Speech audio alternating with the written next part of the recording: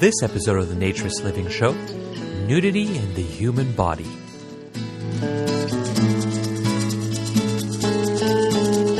This episode of the Naturist Living Show is brought to you by Bear Oaks Family Naturist Park. At Bear Oaks, we offer traditional naturist values in a modern setting. Free your body, free your mind. www.bearoaks.ca.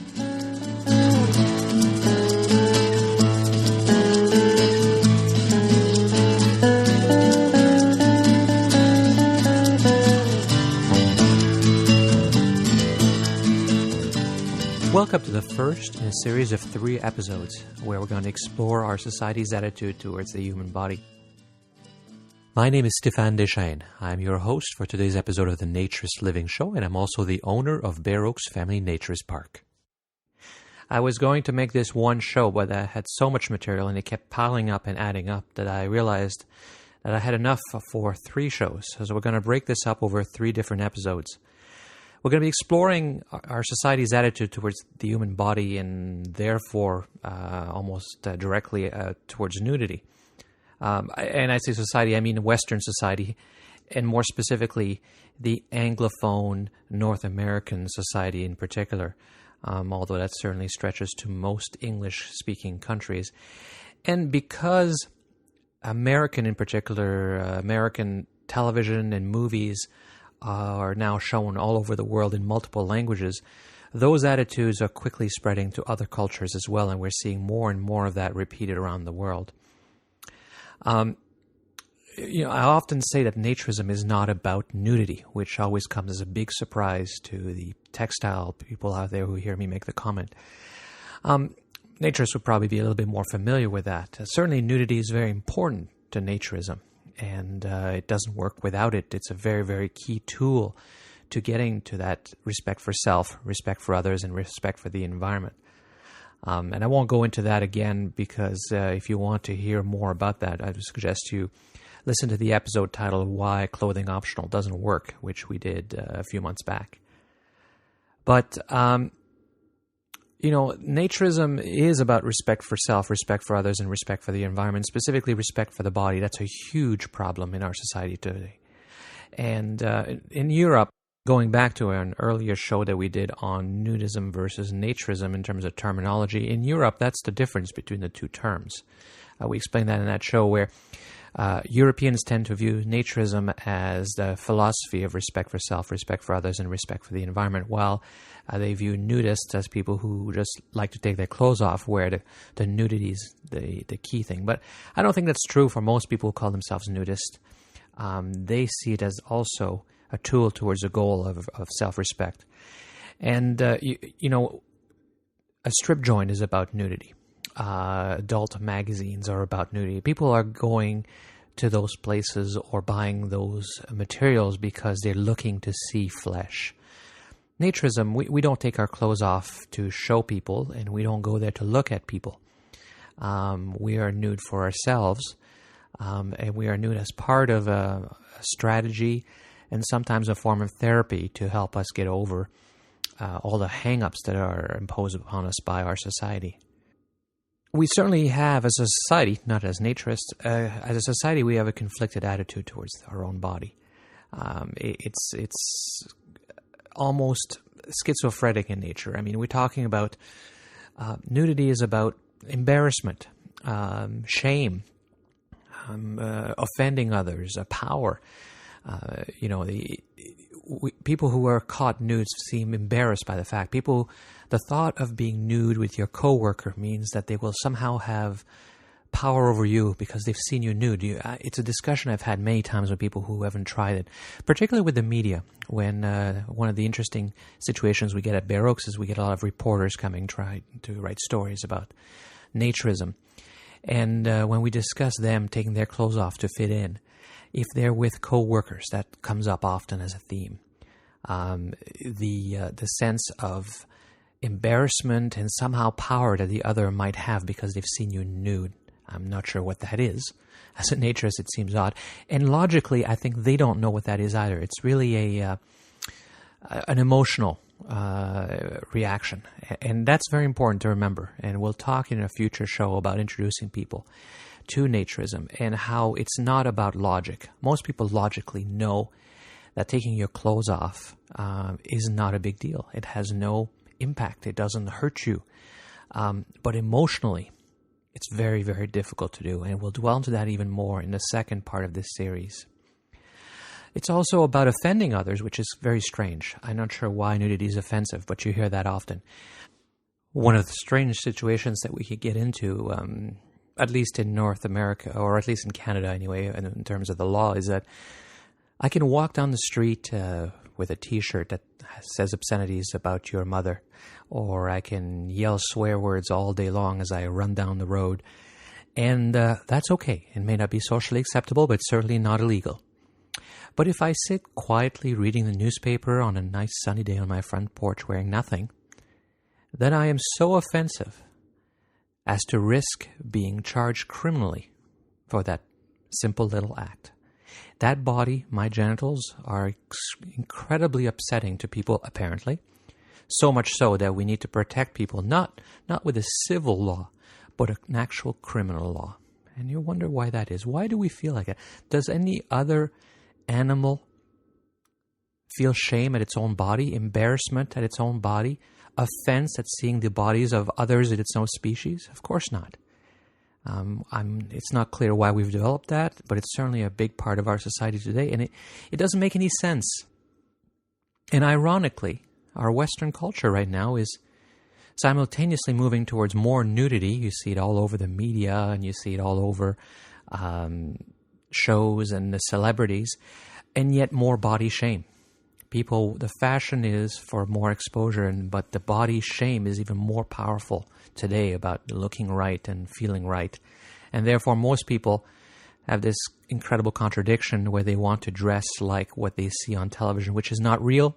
What they see in the newspapers and magazines doesn't exist. The people on billboards don't exist. Not in real life. But they're trying to reach those goals, and because they can't, they feel worse and worse about themselves. To make things worse, we're now actually dragging our children into it. We're sexualizing them and making them self-conscious about their own body. It's ironic because it's actually being driven to a large extent by our fear that they will be harmed by pedophiles and other people who prey on them. It's our absolute paranoia about child pornography. And again, I won't dwell into details because that's another show that we'll do in the future. It's on my list of things. But there's no question that when I was young and growing up and you went to the beach, little girls that were 4 and 5 never had tops on. In fact, often they had no bathing suits when we were going to the beach. Today, that's unacceptable. In fact, if you probably had a little girl that's 4 or 5 years old without a top on, you might get dirty looks. You might get somebody speaking to you. And so that view that the child is a potential sexual object is new. And I think is harmful because the children sense it. They become uncomfortable with their bodies. And certainly children are doing all kinds of things like having diets and image issues and even anorexia at a very young age. When you saw pictures of naked children in the 1970s, you thought, how cute. Nobody thought about sexuality. They thought, oh, isn't that sweet? Isn't that cute? Today, the first time that I mentioned to somebody that we might take pictures of our children nude at Bear Oaks or other naturist vacations that we take, people say, isn't that against the law? Isn't that child pornography? Because there's a misunderstanding. What is pornography? And of course, what is sexual? Sexuality is in the mind of the beholder. So if you get turned on by feet, then the sight of bare feet is sexual. Pictures of bare feet would be your pornography. And we forget that the offense, the sick mind, is in the person who views it. The pedophile is the one that sees it as pornography. We don't. As a society, we shouldn't, and we're starting to. But as individuals, we don't get turned on by pictures of naked children. Just those with problems do. Which means that for the rest of us, it is not pornography. We can't turn the victim into the criminal, which sometimes has been happening. In mass culture, I mean, look at the Janet Jackson incident in 2004 at the Super Bowl. Her nipple was apparently exposed for 9/16 of a second, so I'm told. And I've seen it as a close-up, blown up many times. And you can barely see it because, of course, she's wearing, if you remember, a ring, a nipple ring that surrounds and covers most of her nipple. All this on grainy television in a massive stadium. And yet as soon as it happens, people were tripping over themselves to make complaints in the United States. Over 500,000 complaints were received over this small incident, over a nipple. And the question is whether that should even be an issue. What we see in the mass media, television, movies, etc., is a cultural touchstone. The big question always is it the cause or the reflection of how we feel and how we act? And it's probably a little bit of both. There's no question that the media tries to create programming that is relevant to what we're interested in, to what is relevant to our interests and how we feel. But they tend to amplify it. They tend to take our curiosity and our anxiety and play on them. And by playing on them and taking them to extreme, they're amplifying the reaction, in my opinion. It can also lead to homogeneity in our culture. Whereas before, before you had really mass media, even newspapers tend to be local. There was no long-distance broadcast. If there was radio, the radio was also a local station. There was a lot more differences in people's attitudes and views depending where they lived and their community and how people felt about it in the community. Today that's gone. It's not just countrywide, it's becoming worldwide because the American media in particular is so pervasive that you see it in multiple languages and multiple cultures, and it's affecting how people see themselves and feel about themselves and how they act. This program contains scenes of nudity and mature subject matter. Viewer discretion is advised. This disclaimer is now part of a lot of TV shows that I watch these days. I didn't have to look long to find this one. They're everywhere. Some talk about violence. Most are concerned about nudity and sexuality because, of course, we know that that's a much bigger concern, although nobody's ever been able to explain to me why. But it's a much bigger concern, especially with children, that they might see the human body nude than them seeing violence. Even the cartoons that my children watch are full of violence. It may not be blood and gore, but the violence is there and very real. They just clean up the violence so it seems less painful, less damaging, that people don't die. They just get destroyed and disappear. It's very clean, so there's less disturbance, shall we say. I'm not sure that makes it any better. I think it makes the violence just okay. But the nudity is the one that's still particularly dangerous and scary to people, which is why it deserves this kind of warning. And I think in terms of cultural touchstones, the show Seinfeld, which it might shock you, but is well over 10 years old now. It ran from 1990 to 1998. And it had a very big impact on our culture. A lot of the expressions that we use day to day have come from Seinfeld. They had a big impact on how people communicated because it was such a popular show that everybody saw it. And therefore, a lot of the vocabulary they used entered the day-to-day usage. I mean, I just have to talk about soup Nazi, no soup for you, master of my domain, a close talker. You probably know what I'm talking about. Do you know what double dipping is? That's a very common one when you're going to parties now. No double dipping. That didn't exist as a term before. People didn't even think about double dipping, even though it probably shouldn't have been done then either. Regifting, that term didn't exist. It was invented by Seinfeld. Shrinkage, sponge-worthy. I mean, I could go on. There's all kinds of terms like that that are part of our day-to-day expressions now that came from Seinfeld. And as everybody knows, Seinfeld was making fun of really everyday, regular issues. So was he laughing with us or was he laughing at us? Of course, many people took the lessons of this comedy, this parody, as the way life should be. And that's a little scary, and that's a little dangerous. It's not their fault. It was funny. It was a very funny show. But was it really reflective of the times, or did it create the times? It certainly reflected the way a lot of people feel today and the way a lot of people felt then. Does that make it right and acceptable? Or does that point out that there's something that we should be fighting? Let's take for example, the from Season 5, Episode 20. That was first broadcast in May of 1994. It was called The Hamptons. And in it, George's girlfriend, her name is Jane, and she's played by Melora Walters. She goes swimming or sunbathing topless, or top-free, as we like to say, and is seen by all of the other members of the show. Well, this is interesting.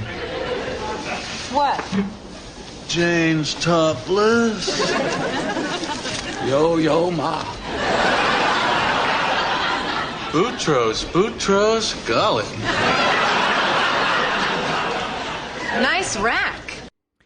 So George is quite upset because, of course, everybody's seen his girlfriend nude before him. Yeah, I saw Jane topless. Well, we all saw her. All right. You saw Jane topless? Well, when you went for the tomatoes, she lied out topless. Oh, you mean face down on her chest? No. Face up on her back? Yeah.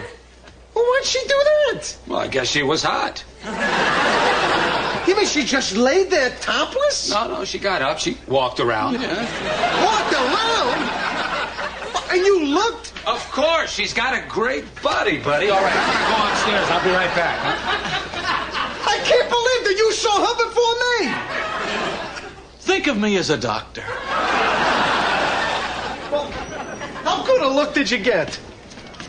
Well, what do you mean? Well, if she was a criminal and you had to describe her to a police sketch artist. They'd pick her up in about 10 minutes. Great. So anytime you want, you can just visualize her naked. I guess that's true. Stop it. It's not fair. It's not fair. I don't like this situation, Jerry. I don't like it one bit. But what do you want me to do? You want to see Rachel naked? Yes! Yeah, The right. punishment should fit the crime. You can see me naked. I could offer you that. It's like I'm Neil Armstrong. I turn around for a sip of Tang, and you jump out first. So we can see that the fact that somebody sees someone else's nudity has elements of, obviously, power and possession and control. He feels the need, and he spends the rest of the show trying to see Jerry's girlfriend and sneaking in the door when and opening, trying to find a way to open the door. Hey! Oh, sorry. Don't you knock? I'm sorry. It's not like I'm going to see something I've never seen before. You might have. I didn't. You won't. In the end, it's Jerry's girlfriend, Melanie, played by Melanie Smith, who sees George, played by Jason Alexander, nude by accident. Oh, my God. I'm sorry. I thought this was the baby's room. I'm really sorry. And following that comes one of the most interesting discussions of the show, where George and Jerry Seinfeld, played by Jerry Seinfeld, of course, and Elaine, played by Julia Louis-Dreyfus, have a discussion about the fact that George's penis was shrunk because of swimming, hence the term shrinkage, which has entered our regular day-to-day vocabulary now. Do women know about shrinkage? What do you mean, like laundry? No. Like when a man goes swimming afterwards. It shrinks? Like a frightened turtle.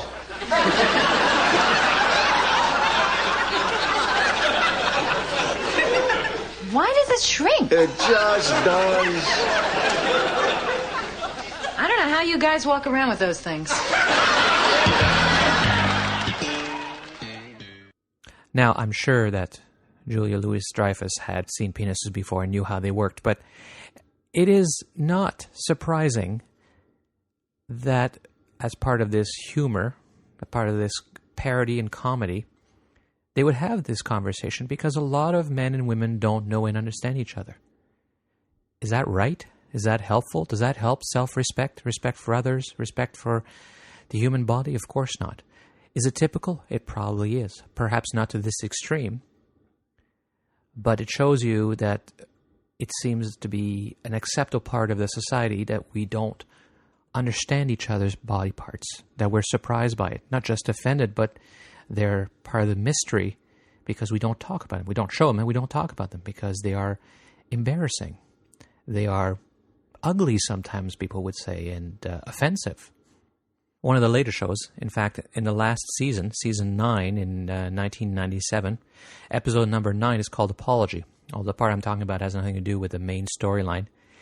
It has to do with the fact that Jerry has a girlfriend named Melissa, played by Kathleen McClellan, who is described at times as a nudist because she spends all her time in Jerry's apartment completely naked. She ate breakfast naked? She didn't even want a nap. I've had bedroom naked. I've had walk to the bathroom naked. I have never had living room naked. Oh, it's a scene. It's like you're living in the Playboy Mansion. Did she frolic? I don't really have enough room. Yeah. And this is where they talk about good naked and bad naked. Coughing? Naked? It's a turnoff, man. Everything goes with naked. When you cough, there are thousands of unseen muscles that suddenly spring into action. It's like watching that fat guy catch a cannonball in his stomach in slow motion. Oh, you spoiled man. Do you know how much mental energy I expend just trying to picture women naked? But the thing you don't realize is that there's good naked and bad naked. Naked hair brushing, good. Naked crouching, bad. So the casual nudity makes Jerry uncomfortable. He's very uncomfortable with the non-sexual aspect because for us, of course, in our society, nudity is about sexuality only. It's not part of the regular human being that we are. That's to be hidden. The way we are, the way we move and react, the way our body is. So when people see it, they have this reaction of shock and surprise and disgust and sometimes. Of course, that's not right. It's very odd, but you can see it very well reflected in this episode. Oh, great, Elaine. What is wrong with my body? Chicken wing shoulder blades. That's it? No, but that's one problem. Why? Well, I was walking around naked in front of Melissa the other day. Walking around naked? That is not a good look for a man. Why not? It's a good look for a woman. Well, female body is a work of art. The male body is utilitarian. It's for getting around. It's like a Jeep. So you don't think it's attractive? It's hideous. The hair, the lumpiness, it's simian. Well, some women like it. Sickies. So this neurotic, conflicted attitude towards the human body that's well illustrated in those two Jerry Seinfeld episodes is typical of how society works, how we view the human body, how we're taught to react to the human body. I mean, the human body should be natural. Logically, we seem to agree, but emotionally, we all feel this. We all learn to react that way. Even naturists have to fight that urge to not have those reactions that have been emotionally programmed in us. A more recent show that I had the privilege, I guess. No, not so much privilege. I don't care much for the show. It's called Dr. 90210. And this is current in that it is a reality series that focuses on plastic surgery in Beverly Hills. 90210 will be a familiar zip code for those of you who remember the series of the spoiled teenagers that lived in Beverly Hills that ran a while ago. So Dr. 90210 is a Beverly Hills plastic surgeon, or a number of them, but more specifically there's one called Dr. Ray and a few other supporting ones. And it's produced by E! Or Entertainment Television. but it's also broadcast on several other cable channels, and I was able to see it here in Canada. Each episode is about an hour long, but it's always about either the personal lives of these plastic surgeons, who are obviously quite well off doing all this surgery for these rich folks, but also the quote-unquote problems that these people have that they can solve. And it's a very, very sad situation, and it illustrates the problems in our society in so many ways. Here's how, I believe it's Dr. Ray, describes what they do.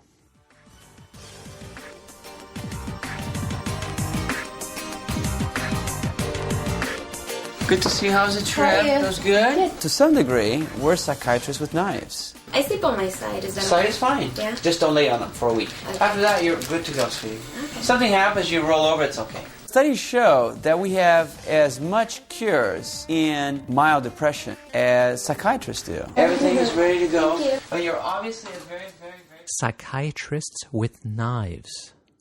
I mean, that's unbelievable. I'm sure he believes it. I'm sure that people feel better about themselves. But the question is, why did they feel bad in the first place? Most of these people probably don't have anything wrong with them. I'm not saying that there is never a need for plastic surgery. People have horrible, disfiguring accidents that require plastic surgery to bring them back to a more normal state. But that normal should be a very wide range, and we've narrowed it down to a very, very limited and tight range where most of us don't fit into the, quote, normal standard. And here's an example. Here Allison is getting ready for her surgery with the Dr. 90210 surgeons.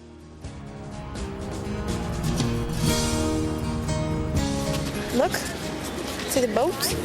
Look, see the water? My name is Allison. I'm going to Dr. Lee to get breast implants, a tummy tuck, and lipo on my hips and my thighs. And my husband is in Iraq. He's a Marine, and he'll be back at Christmas. So this is a big surprise for him. There you go. So just to repeat, she's not just getting one area fixed. She's getting her breasts, hip, thighs, and a tummy tuck all done. And you can't see this because it's audio only, obviously, but Allison is a very attractive woman from everything I can see. As she's playing with her children in the park in the video clip, I see nothing wrong. She may not have the largest breasts, but as we naturists know, there are no two pairs of breasts identical. Each person is unique.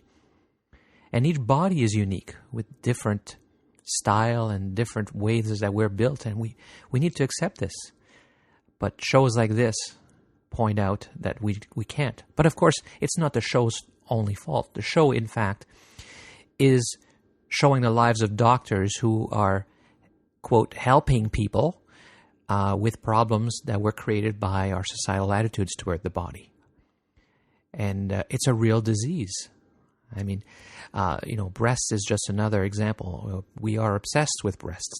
Listen to this part. People are obsessed with breasts, definitely in Los Angeles, but I think all over the world now. It's just becoming more acceptable to admit that you have breast implants or admit that you want them. It's normal. It's almost like buying a car. But I think the obsession with breasts have always been there. It was just more private before. I do think women with fuller breasts have an advantage over women who are flat-chested. And I know that having been completely flat-chested and getting implants, everybody in general is just nicer. Of course, breasts, while they may be appealing to some people, well, they're certainly appealing to me. It's not the only body part that appeals to me in a woman. And it's not that there's only one type that I'm attracted to. It's just part of our biological makeup. But more importantly, they are part of the woman. And their primary function, because we are mammals, and those are mammaries, is to feed children. That's why they exist. So to focus so heavily on breasts looking a certain way, and for people to actually have surgery, invasive surgery, because they don't think theirs are perfect, because they can't have the self-esteem and the confidence without that surgery. It's not that the doctors, the surgeons, are psychiatrists. is that the people should have the help ahead of time of psychiatrists, and that's where naturism sometimes can be a therapy, to accept who they are so they don't need the surgery. The surgery is a way of dealing with the problem by cutting it away or filling it in case of breasts. But, I mean, if I was angry with my arm for some reason in my deranged mind, the solution is not to cut off my arm. The solution is to help me deal with whatever the issue is I'm having with the arm. And the idea to have surgery to fix hips, thighs, tummies, breasts is ridiculous. It also fits right into our idea in society that there's an instant solution. You know, if we are obese and we want to lose weight, just cut it out or take a pill. Never mind the regular, ongoing, healthy living, healthy eating, and exercise that we should do.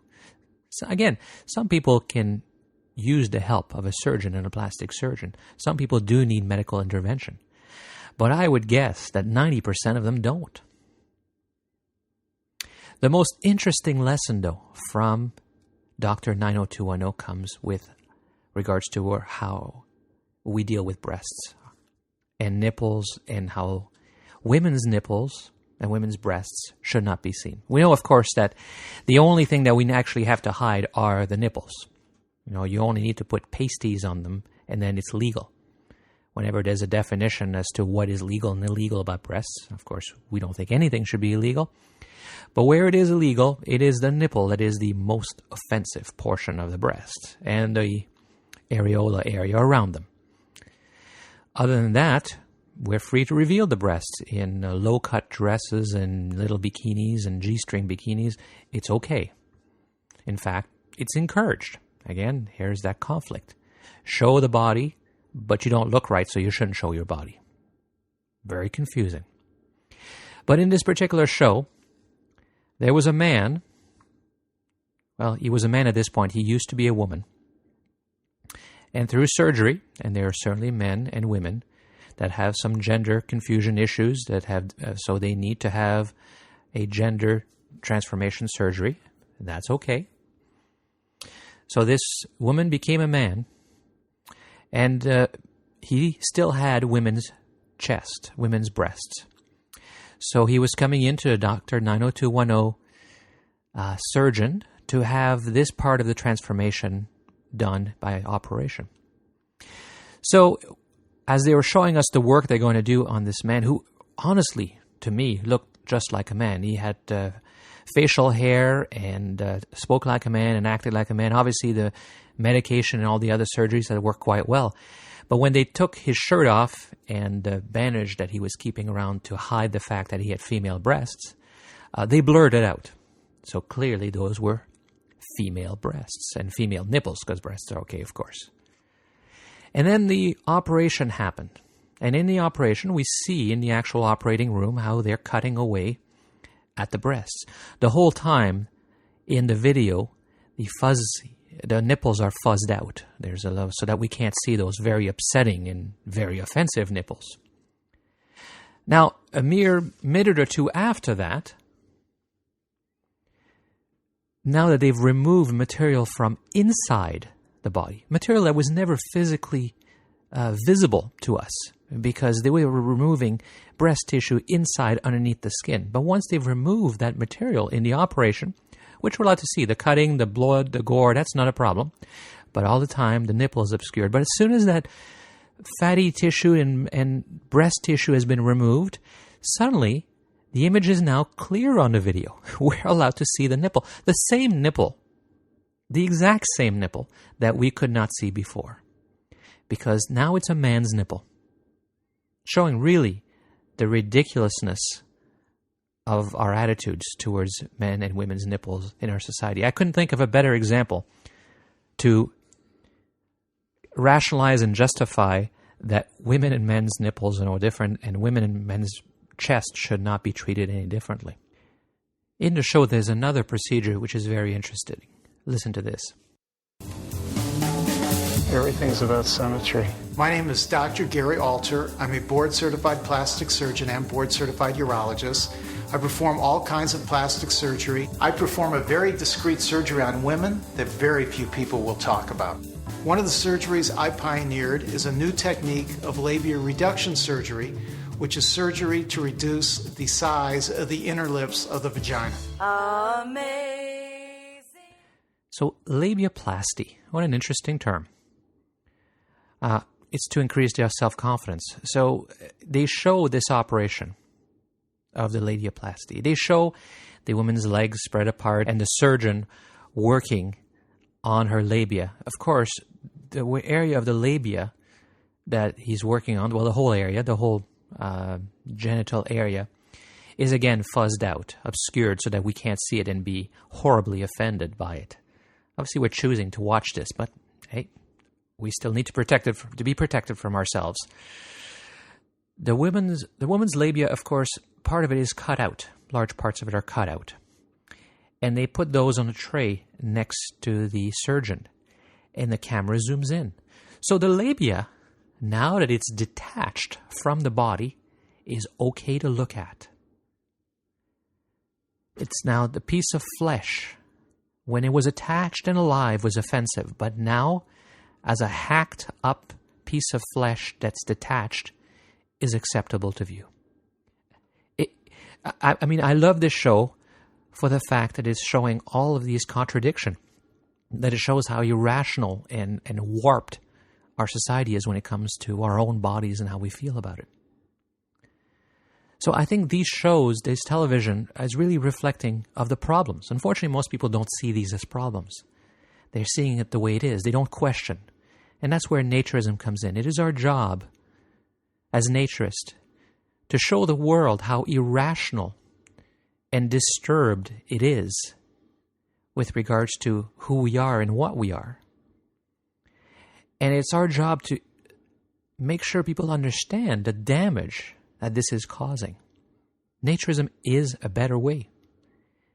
It is the way to bring ourselves back to being real human beings.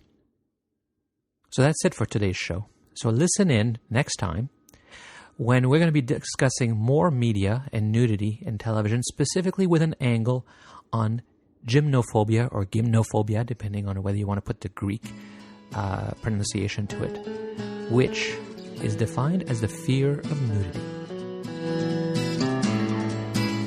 This episode of the Naturist Living Show was brought to you by Bear Oaks Family Naturist Park. Traditional naturist values in a modern setting. Traditional values means that naturism is more than just taking your clothes off. It is a life philosophy with physical, psychological, environmental, social, and moral benefits. Bear Oaks Family Naturist Park strives to promote those naturist values in a modern setting that provides the amenities and services that our members and visitors expect.